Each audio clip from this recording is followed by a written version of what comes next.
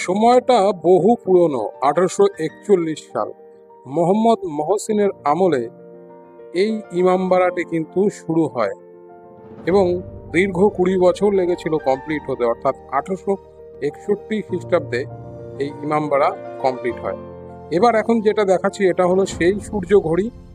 সূর্যের আলো পড়লে ঠিক টাইম কটা এখান থেকে বোঝা যায়।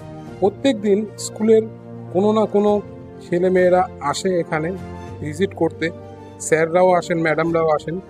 তো দেখতে পাচ্ছ এখানে লেখা আছে হুগলি, আরও কি সব সিম্বলিক দেওয়া আছে। এই যে পাত, এটা কিন্তু আগে পিতলের ছিল, বর্তমানে পাথরের করা হয়েছে।